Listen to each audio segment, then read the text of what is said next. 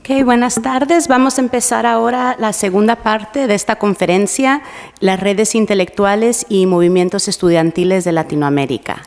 Es mi gran gusto presentar a la segunda oradora, la doctora Alexandra Pita González, quien recibió es doctora de Historia por el Colegio de México y profesora investigadora de la Universidad de Colima en México. Ha publicado varios artículos y textos sobre la historia intelectual de América Latina.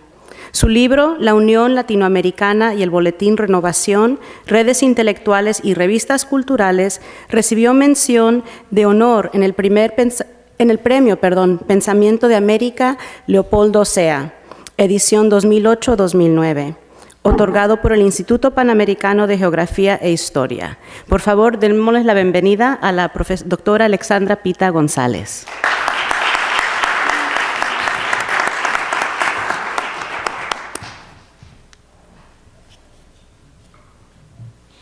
Bueno, muchas gracias. Gracias por la invitación a estar aquí.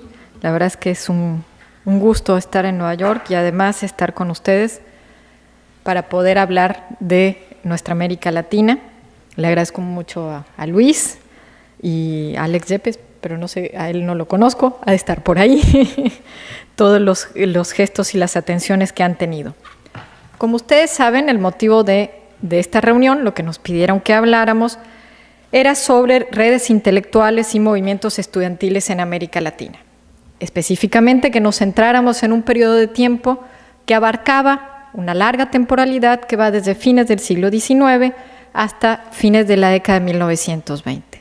Este es un periodo muy especial para los historiadores, por lo menos para Horacio y para mí, que llevamos muchos años estudiándolo. Es un periodo particularmente apasionante, porque en él hay muchos movimientos intelectuales y también políticos. Hay una gran cantidad de ideas que circulan por toda América Latina y es un periodo que de alguna manera podríamos decir es fundante, ¿sí?, de una serie de ideas, de imágenes y de representaciones sobre lo que somos como latinoamericanos que van a permear el resto del siglo XX. Para organizar un poco esta presentación, entonces, lo dividí en tres partes. La primera, les voy a hablar una breve introducción sobre algo que podríamos llamar naciones inconclusas y debates intelectuales, es decir, me voy a centrar un poco en el periodo de los festejos de los centenarios de las independencias en 1910 como un momento de inflexión muy importante en la reflexión intelectual.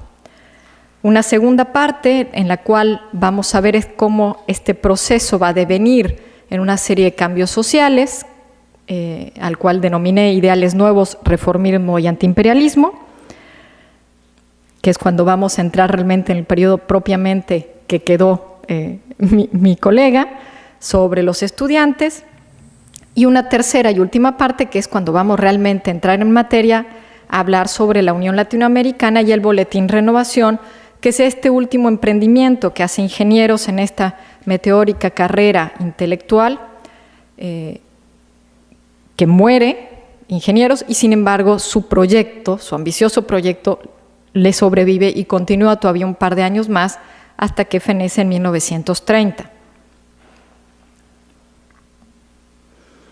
¿Por qué 1910 es un periodo tan importante? 1910, como ustedes saben, se festeja en las grandes capitales de América Latina, se celebra el ser naciones independientes. ¿Por qué eso entonces pusimos como título el de naciones inconclusas? Es decir, hay una gran contradicción entre lo que dicen los gobiernos, los discursos desde el Estado sobre lo que son estas naciones. Un discurso en el cual se habla de que estos estados han llegado a un estado de concreción, han llegado a un estado de madurez, y un contradiscurso de los intelectuales que están señalándoles todo el tiempo su falta, es decir, les están señalando que estas naciones son inconclusas, que estas naciones no terminaron de cuajar, no terminaron de ser lo que los independentistas y después los constructores de las naciones del siglo XIX querían que fuese. ese señalamiento de la falta va a ser un punto muy importante para la reflexión intelectual. Entre otras cosas, porque va a permitir al pensamiento latinoamericanista encontrar un lugar. El pensamiento latinoamericanista es un pensamiento de alguna manera que se contrapone a los estados nacionales, al ser una referencia a una supranacionalidad, a algo que va más allá de la construcción del Estado-nación, de Argentina, de Bolivia, de Perú, ¿sí? Hay algo en su discursividad que contradice permanentemente la creación de estos estados nacionales. Por eso es que también 1910 es un momento idóneo para los intelectuales para expresarse. La otra gran crítica o manifestación de este malestar intelectual va a ser justamente lo que reflejan las imágenes. Por ejemplo, en esta imagen que tenemos, de Buenos Aires de 1910, es decir, son estas imágenes de postal, ¿sí? Muy posadas, muy figuradas, en donde lo que se quiere mostrar es la iluminación, el progreso, la luz, el que los estados hayan alcanzado su plenitud. Esa modernidad que tanto les llevó, que tanto esfuerzo generó por parte de los intelectuales y de los gobernantes del siglo XIX, y que va a ser casi una postal que va a ser reproducida en casi todas las capitales que festejan sus centenarios en este año. Caracas, Buenos Aires, México. En el caso de México, además, va a ser altamente paradigmático. ¿Por qué? Porque, como ustedes recordarán, 1910 es el periodo casi en el cual la revolución ya está en sus ciernes, está cuajándose ya a punto el desenlace maderista, y entonces el festejo, el centenario, es como la última gran pose de don Porfirio Díaz, de este Estado hegemónico, todopoderoso, que se presenta al mundo como una nación civilizada. Como diría Tulio Alperindongui, que es un historiador argentino muy importante, 1910 es algo así como una marca, es un punto, marca el fin de la república posible y el inicio de la república verdadera. Una república verdadera en la cual se habían alcanzado algunas bases materiales, ¿sí? Se había alcanzado efectivamente un avance de esta civilización capitalista y liberal. Se había logrado un modelo dominante, pero en la cual no se podía dar aún el paso final de esa república, que era la apertura a la democracia. Va a ser la democracia ese punto de quiebre, de cuestionamiento, por el cual va a haber diferencias en la interpretación. ¿Es o no el momento de abrir las repúblicas a un paso democrático? Este era el último gran eslabón que terminaría la construcción de estas naciones modernas.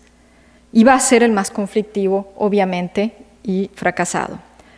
Para iniciar esta democratización, en el caso de Argentina, por ejemplo, el presidente Roque Sáenz Peña va a iniciar un proceso de reforma electoral que va a ser solamente apoyado por una minoría de la clase dirigente.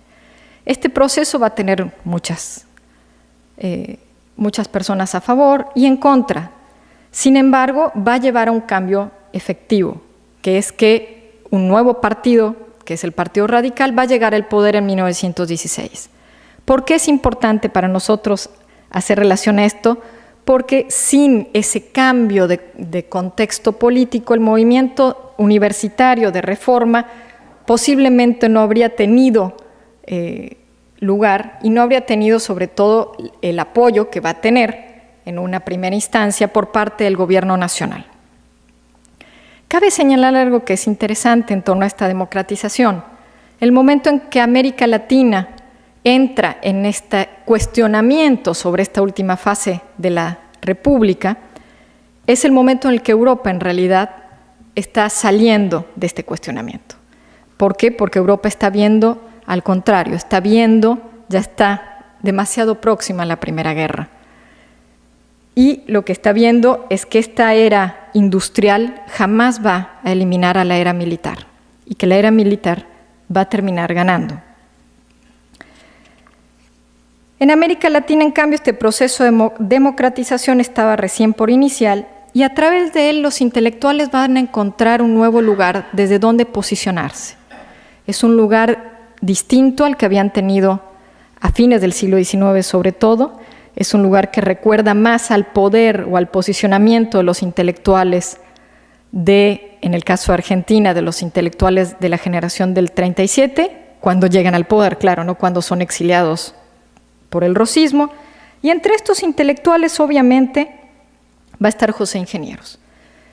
No va a ser el único, sin embargo, va a ser un intelectual que va a saber utilizar su capital simbólico, que ya ha sido ganado por todo lo que nos comentaba Horacio, por esta larga y exitosa carrera. Va a saber capitalizar este prestigio adquirido para posicionarse en el lugar del intelectual que tiene que dar respuestas a la nación en un momento de incertidumbre. Y definitivamente la década de 1910 al 20 es un momento de incertidumbre a nivel mundial. La guerra va a poner en entredicho muchas ideas que antes no eran cuestionadas. Por eso es que les puse esto del hombre mediocre. De alguna manera Horacio ya presentó cómo es que Ingenieros llega a escribir, cuál es su trayectoria para llegar a este momento. En el hombre mediocre va a ridiculizar obviamente a la clase política dirigente que le hizo este desaire a través de una serie de arquetipos con los cuales va a denigrar a la clase dirigente y al régimen aristocrático en general. En cambio, en su lugar, mejor dicho, lo que va a proponer es una aristocracia del mérito, esa famosa meritocracia a la cual va a hacer referencia permanentemente en sus discursos y que ya va a quedar como una clave muy, muy asentada en todos los trabajos de Ingenieros, sobre todo en los trabajos de corte filosófico, ¿sí?